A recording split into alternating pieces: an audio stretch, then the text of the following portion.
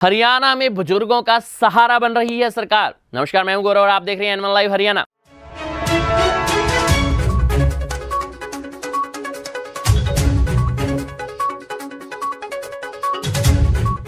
हरियाणा में सरकार वरिष्ठ नागरिकों के हितों में निरंतर कदम उठा रही है। इसी कड़ी में अब बुजुर्ग पुरुष भी हरियाणा रोडवेज की बसों में आधा किराया देकर सफर कर सकेंगे।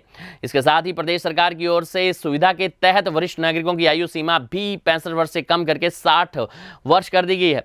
सरकार की ओर से पहले ही वरिष्ठ नागरिकों के लिए अनेक कदम उठाए गए हैं। सरकार ने शहरी इलाकों में सीनियर सिटीजन क्लब बनाने की, तो वहीं वरिष्ठ नागरिकों को 2750 रुपए मासिक पेंशन देने के अलावा चिरायु योजना के अंतर्गत वरिष्ठ नागरिकों को स्वास्थ्य बीमा का भी लाभ दिया जाता है।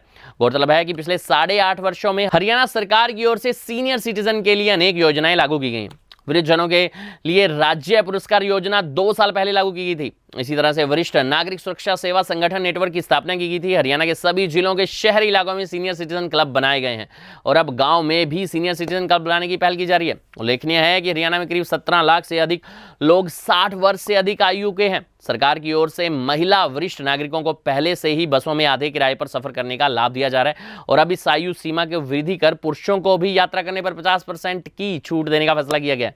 पेंशन में यूं लगातार होती रही है बढ़ोतरी। अक्सर विशेष बात यह है कि साल 1987 में हरियाणा में तत्कालीन मुख्यमंत्री चौधरी देवीलाल की ओर से बुजुर्गों के लिए 100 रुपए मासिक पेंशन की योजना लागू की। 1987 से लेकर 2014 तक 27 वर्षों में मासिक पेंशन 100 रुपए से 1000 रुपए तक पहुंच गई।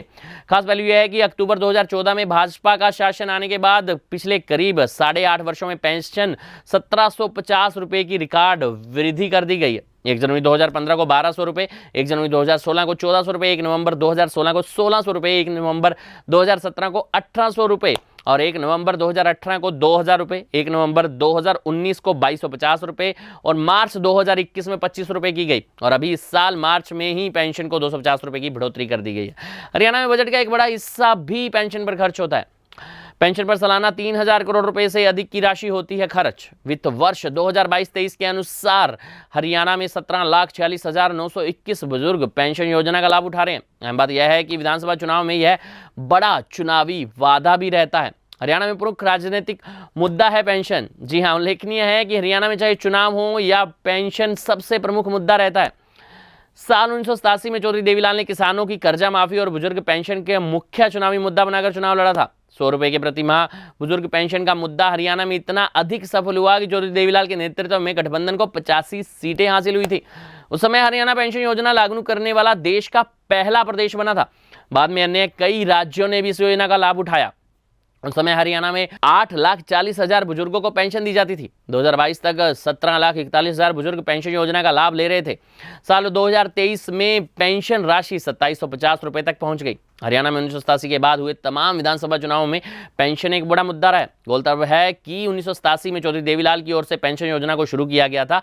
उसके बाद 1991, 96, 2000, 2005, 9, 14, 19 के विधानसभा चुनावों में पेंशन का मुद्दा हमेशा से एक बड़ा चुनावी मुद्दा रहा है।